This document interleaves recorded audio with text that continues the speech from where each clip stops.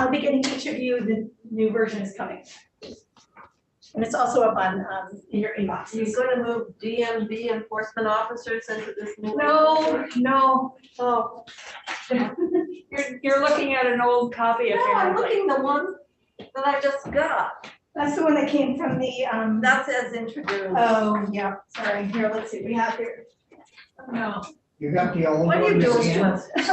This is 2.1, is there another? No, yes, there's an updated version, so if you'll just sit tight, the copy room is gonna deliver them to us any minute. I mean, we have to have it redone. I don't know, I'm just here. All right. I know what we passed out. I'm not gonna get that.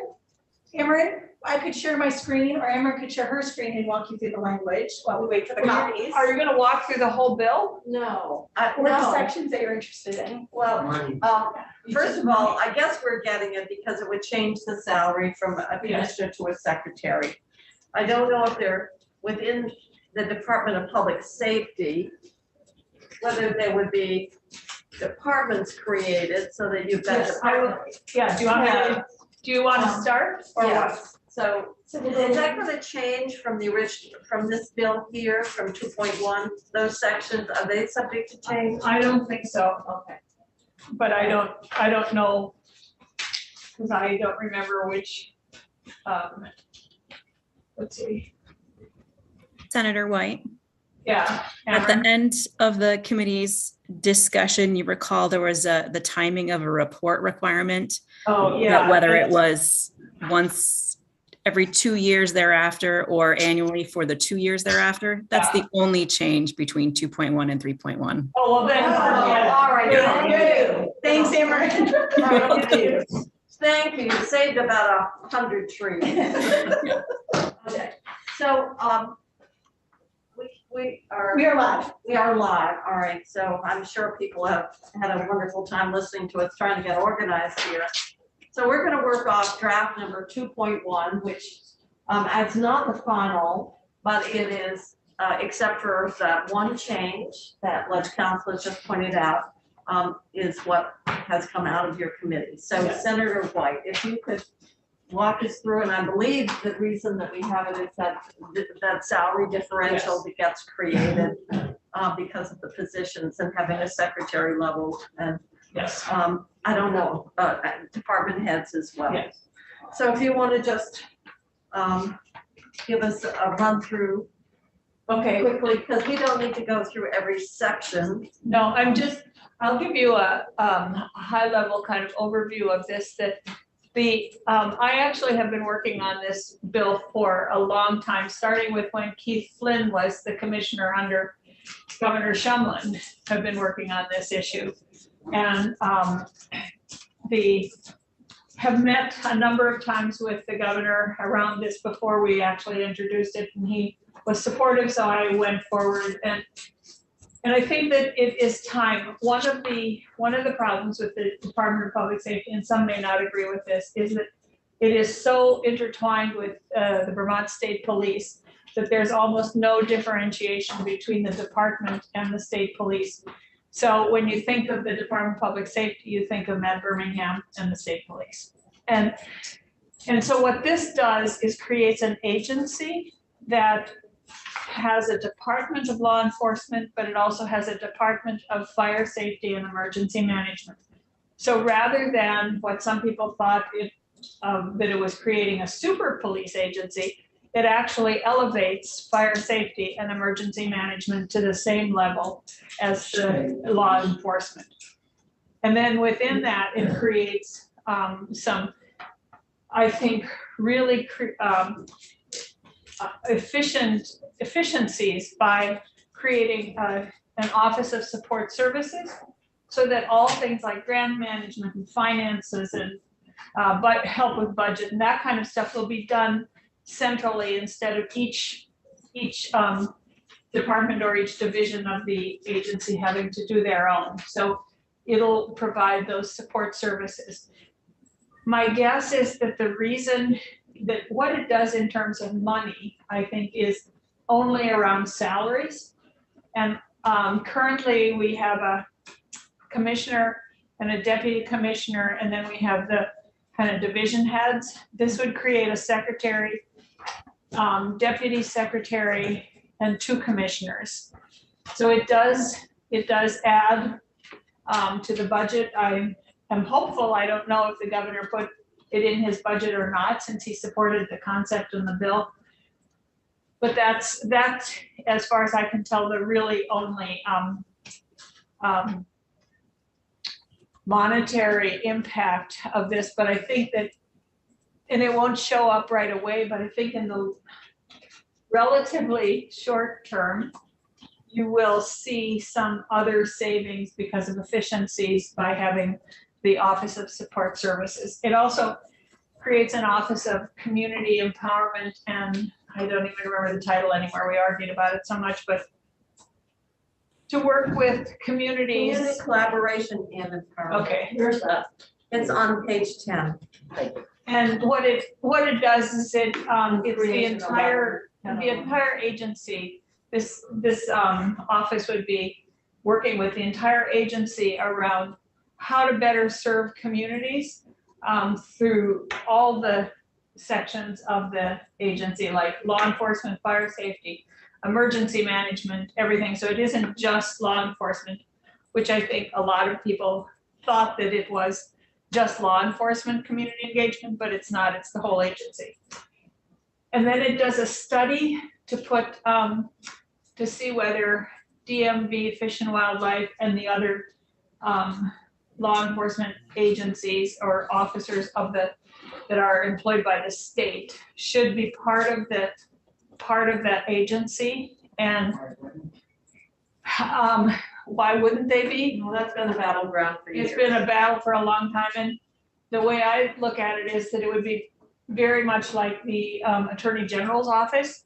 You have the Attorney General's office, but then a deputy attorney or an assistant attorney is assigned to ag or to mental health or wherever. And then, DMV doesn't run under the agency? no, we have Fish and Wildlife, DLC, they have Department of Liquor Control, DMV, Secretary of State. Everybody who has certified law enforcement officers, they're not part of the agency, and so, or department now, or the future agency. And so we would look at the pros and cons of moving them into the agency, so that in the Department of Law Enforcement, you would have 2 divisions. You have the state police and then the other law enforcement officers of the Are we state. moving 911? 911 board is already in here. They would provide, yeah, it is. Page 12. I know, my question is, you are actually making an organizational change with 911? Or is that already part of the department? I think we already moved it. I think know that it's governed by a board. it is governed by a board, and it will continue to be governed by a board, and the agency will give support to It that says all board. financial assets and liabilities associated with the position are transferred To the agency. of public safety. So you are making an organizational change. Yeah. And And that actually was recommended, I think, 3 years ago in a bill that. how does that fit with the plan to regionalize and move out dispatch? That's a different question, and Well, this, we are looking at the whole dispatch issue, next week. And, the 911, it'll depend on how the regional dispatch, the chairs are assigned and who they're assigned to, but there'll still be 911, dispatch services. But that, we did not do that in here because this is merely reorganizing the department. okay, so you took testimony then from the 911 board? They chose not to come in. So They didn't testify. So did they? They testified, I think it was 2 years ago or 3 years ago, that we asked the Secretary of Administration to determine where 911 should live. And there was a lot of testimony at that time, and it was determined that it should live in the Department of Public Safety. Well, part of why I'm asking is because the governor's budget proposes moving the cost of the agency to the 911 into the general fund. I don't know. We didn't hear any testimony about that at all. I do know that, And so I'm just wondering to what extent that those budget recommendations were reflected or not reflected. I assume they are. Sorry, I was listening, I think you'd have to talk to the governor's office about that. We did not, I know that there's money in there for regional dispatch in the governor's budget, that he wants to put money into regional dispatch, which I think is a great idea. But We just It got did- done a region. Huh? We just closed all the regional offices. No, this 4 is- years ago. no, those were regional offices that were run by the state. This idea of regional dispatch is very different. Except we're getting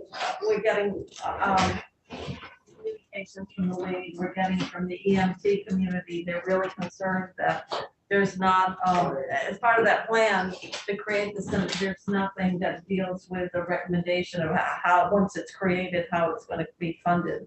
Unless we acknowledge inherent in it is. You mean the regional dispatch thing? Well, I mean, I think that,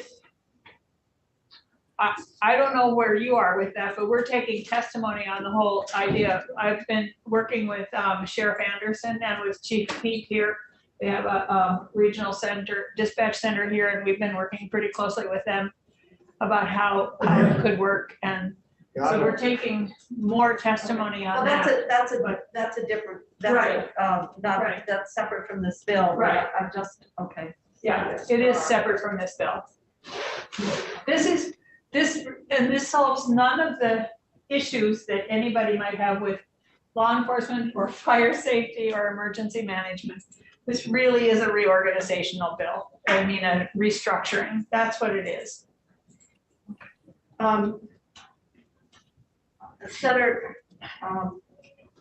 Senator Sears has to leave at 3. I see that the commissioner has his hand up, so I'll take his question now. I hope I didn't botch it there, Commissioner. You could never do that, Senator White. For the record, Madam Chair, Mike Sherling from the Department of Public Safety. I just wanted to comment briefly that there is a strategic continuity to the proposal to fund 911 out of general fund dollars, the move of administrative support of 911 into the Agency of Public Safety to marry together the work that they do with the engineering and work that our Radio Technology Services Group does.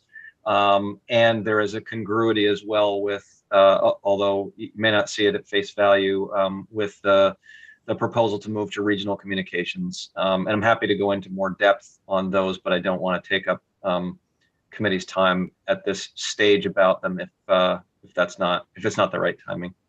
All right, so we have a funding proposal. We've got a couple of other things. We have this bill that actually moves forward to transfer the 911 function to this new agency. The chair has just said no one from 911 or the chair of the board did not come in. They were asked? Yeah, I mean, we talked to them extensively 2 years ago and 3 No, I'm years talking ago. about with right now. So No, I this called is- Roger Mark, who chairs the board. Would he say, we're aware of it and we support this move? I would hope so. He knows about the bill and he's testified on the bill. I don't remember him testifying on 911, but I think this is the administrative. I don't think this impacts the regionalization.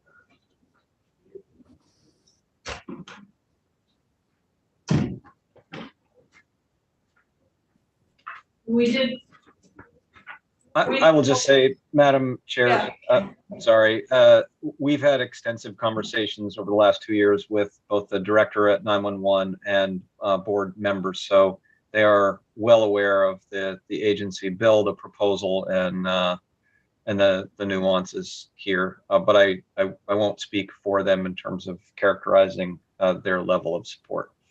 All right, thank you. Amber, your hands up. Yes, thank you. For the record, Amber Navajili, Legislative Counsel. I wanted to mention that the transition for the E911 board is effective July 1st, 2023, unlike the rest of the bill, which is effective July 1st, 2022, in case that makes a difference in terms of where your conversation goes. A whole year. Year or more. which would then, I would assume, give time for the